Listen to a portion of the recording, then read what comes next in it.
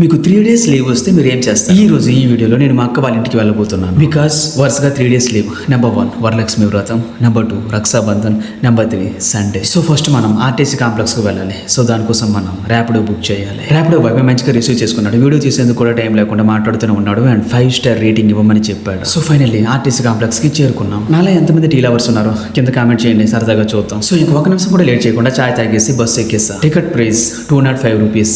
సరే అంతా బాగానే ఉంది. ఎందుకు నువ్వు వెళ్ళే విలేజ్ నేమ్ ఏంటి బ్రో అని అంటే రాజా. ఇదే సరే ట్రైన్కి వెళ్ళి జస్ట్ 30 రూపీస్ తో కంప్లీట్ అయిపోతుంది. బట్ నేను ఎప్పుడు బస్నే ప్రిఫర్ చేస్తాను, ఎందుకంటే ఐ లవ్ బస్ జర్నీ. ఇంకో మాట చెప్పు. లేదు బ్రో, ట్రైన్కి వెళ్తే సీట్ దొరకదు అండ్ బయటకు తోసేస్తుంటారు.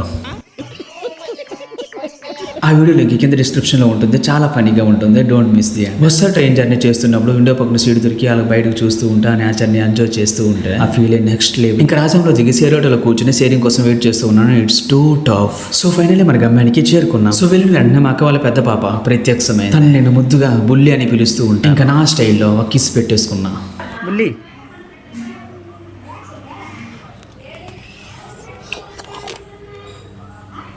ఓ నో, సారీ మీకు ఎప్పుడు మా అక్క వాళ్ళ చిన్న పాపని పరిచయం చేయలేదు కదా.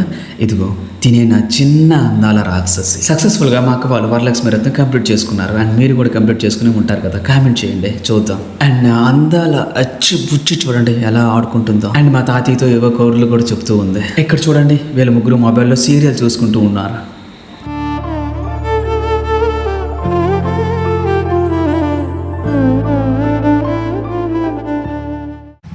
అలా గుండిపోయింది కదలకుండా చూసావా గైస్, మీరు కేర్ఫుల్గా అబ్జర్వ్ చేయండి. కొంగ చూడండి కిందన ఇలా మూది పెట్టి ఇక్కడ చూడండి ఎలా చూస్తుందో చేపల కోసం. దొంగ కొంగ. ఇంకా నా చిట్టు తల్లి పడుకోవడానికి టైం అయింది. రోజంతా ఆడుకొని అలసిపోయింది. ఇంకా మామయ్య ఒడిలో సేద తీర్చుకుంటుంది. అందరూ కాసేపు సైలెంట్గా ఉండండి. నా మేనకోడలు పడుకుంటుంది. సరే మరి అందరికీ గుడ్ నైట్.